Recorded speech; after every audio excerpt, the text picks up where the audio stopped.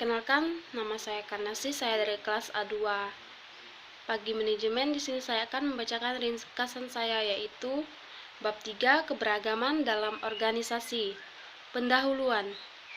Keberagaman dalam organisasi merupakan suatu hal yang sangat penting saat ini. Dengan keberagaman, organisasi dapat memperoleh berbagai pandangan, kemampuan, dan berbagai hal untuk mengatasi permasalahan organisasi atau perusahaan serta dapat meningkatkan efektivitas perusahaan. Pengertian keragaman dalam organisasi. Keragaman organisasi adalah masalah yang semakin menjadi pokok pembicaraan di banyak bisnis, khususnya di Departemen Sumber Daya Manusia. Meskipun beberapa manajer mungkin merasa diwajibkan untuk menciptakan tenaga kerja yang beragam, yang lain mungkin melihat manfaat strategi dan memiliki berbagai jenis karyawan.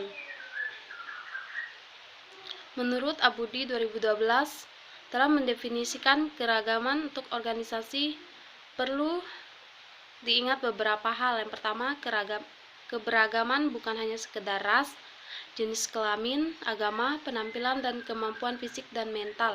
Kedua, bagaimana individu mempersepsikan atau merasakan tentang keragaman yang dipengaruhi oleh bagaimana mereka dibesarkan, keluarga dan teman-teman mereka, dan pengalaman masa lalu. Dan ketiga, keragaman harus didefinisikan bagaimana beberapa hal mempengaruhi cara karyawan harus bekerja, termasuk staf yang bekerja di berbagai lokasi global atau mitra atau para pemasoknya. Jenis keragaman dalam organisasi. Terdapat 34 jenis karakteristik keanekaragaman teratas dari sejumlah karakteristik lainnya. Yang pertama, cacat kognitif. Yang kedua, kemampuan fisik dan cacat tubuh. Yang ketiga, kesehatan mental. Yang keempat, keanekaragaman syaraf. Kelima, perilaku dan keanekaragaman. Keenam, kepribadian dan gaya berpikir. Ketujuh, latar belakang budaya. Yang kedelapan, letak geografis. Kesembilan, bahasa, linguistik, dan aksen. 10, etnis. 11, ras.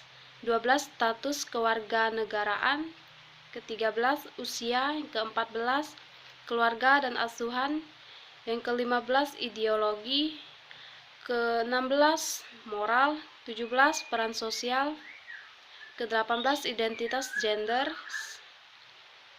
19, ekspresi gender. 20, seks. 21, orientasi seksual. 22, pendidikan. 23, pendapatan. 24, status sosial ekonomi. 25, pengalaman hidup. 26, hak istimewa. 27, status pernikahan. 28, status orang tua. Yang ke-29, pengalaman militer. Ke-30, latar belakang kriminal. Ke-31, keyakinan politik. Ke-32, keyakinan agama dan spiritual. Ke-33, pengalaman sebelumnya. Dan ke-34, keterampilan. Pengelolaan keragaman dalam organisasi. Mengelola keragaman di tempat kerja menghadirkan serangkaian tantangan unik bagi para pengelola profesional. Tantangan ini dapat dikurangi jika organisasi melakukan upaya bersama untuk mendorong lingkungan yang lebih heterogen dengan mempromosikan budaya toleransi, komunikasi terbuka, dan menciptakan strategi manajemen konflik untuk mengatasi masalah yang mungkin timbul.